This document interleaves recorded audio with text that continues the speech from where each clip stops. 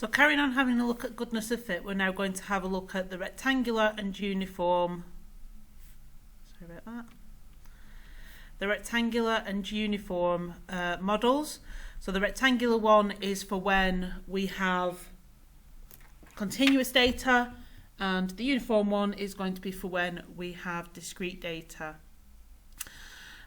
So as we care about the number of groups that we have and the number of observations, usually it would be that we'd have the number of groups after pooling -2 for our degrees of freedom. However, we are already going to know the number of groups or intervals that we're breaking our data down into, so it always ends up being that our degrees of freedom is the number of groups after pooling -1. So we've got Nadia is testing an octahedral dice to see if it's biased. The results are in the table below. So here we have our results. So our H0 is going to be that the uniform model is a good fit.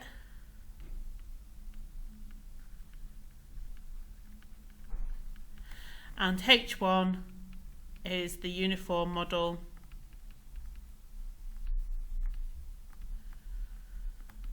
is not a good fit. So then we're going to have 1 to 8 going down the side. We know our observed values.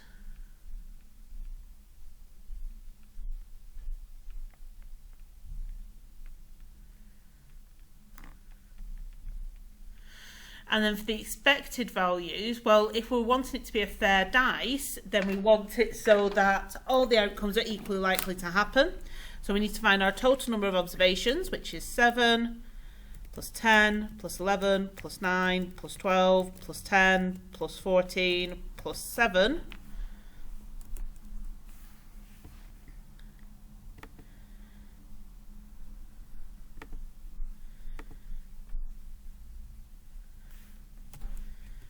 Which gives us 80, and we're dividing that by our 8 groups, which means that our expected value is 10 for each.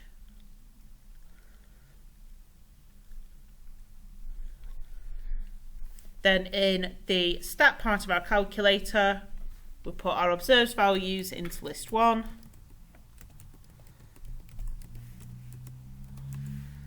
Our expected values into list 2, which is 10 for each of them, which means that we don't have to do any pooling.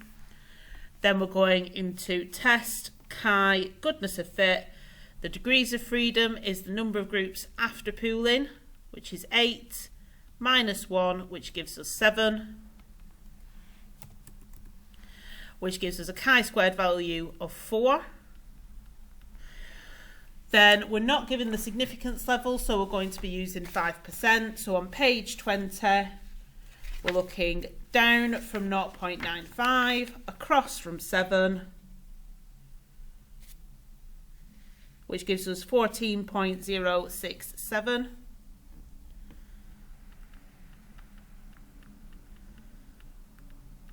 Our test statistic is that 4 there. So then as the test statistic is smaller than the critical value, we accept H0 at a 5% significance level. There is insufficient evidence to suggest the uniform model is not a good fit. So that's for uniform. So for our second question here, we've got the timings of buses at a stop at a particular stop that stop at a particular stop on a bus route are shown, are thought to follow the rectangular distribution. And here we have our data, and we're trying to test the belief that the buses follow the rectangular distribution. So our H0 is going to be that the rectangular distribution or model is a good fit. Our H1 is going to be that the rectangular distribution or model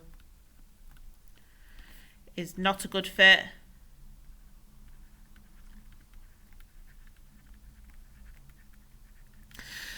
So we are wanting our data still to be evenly spread, but we have to take into account the fact that not all our intervals are the same width. So we have our 81 observations. If we add our values there together, so I'll just go back into my calculator, we can see that we've got 15 plus 12 plus 20 plus 17 plus 9 plus 8 gives us 81. And we're splitting that over 14. Now that doesn't give me a nice answer. Gives me 5.7857 and so on. So that means that I'm going to have to keep it as a fraction. So we're going to have 81 over 14. That's just to remind me. So between 6 and 9, that gives us a gap of 3 hours. So we're going to have 3 lots of 81 over 14. And just to double check, 3 times 81 over 14. Yes, that gives me a number that's greater than 5. Then between 9 and 11, we've got 2 hours. So we've got 2 lots of 81 over 14. And again, just double check that that does give you a value greater than 5, which again it does. Then between 11 and 1, we've got 2 lots of 81 over 14. Then between 1 and 4, we've got 3 lots of 81 over 14. Between 4 and 6, we've got 2 lots of 81 over 14. And then between 6 and 8, we've got another 2 lots of 81 over 14 as our expected values. So don't have to do any pooling because we checked that the 3 times 81 over 14 and the 2 times 81 over 14 both give me more than 5.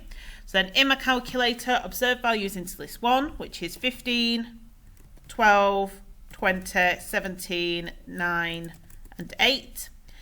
Then expected values into list 2, so 3 times 81 over 14, 2 times 81 over 14, 2 times 81 over 14, 3 times 81 over 14, 2 times 81 over 14, and then 2 times 81 over 14.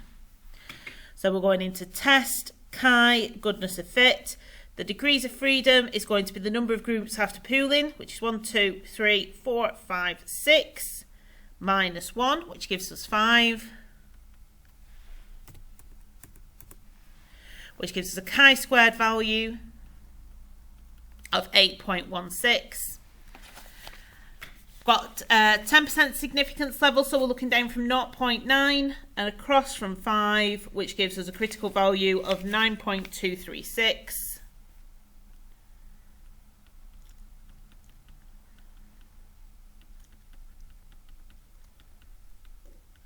So then as the test statistic is smaller than the critical value, we accept H0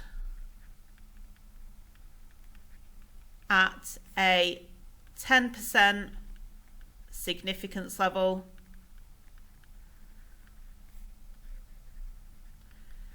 There is insufficient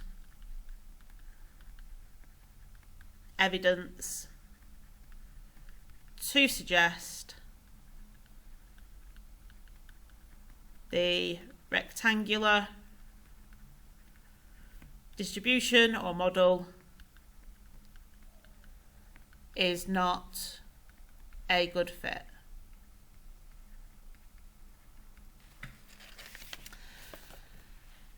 So always remember with these rectangular ones where we've got a continuous interval that we're splitting our data between, and we're still wanting it to be the same uniformity to it, we have to take into account the size of that interval to determine how many observations we're going to have in there. So for this one, we broke it down into how many observations an hour we would be expecting, and then we times that by the number of hours that we had in each interval. So I'd now like you to try the Now You tries. Thank you very much for listening.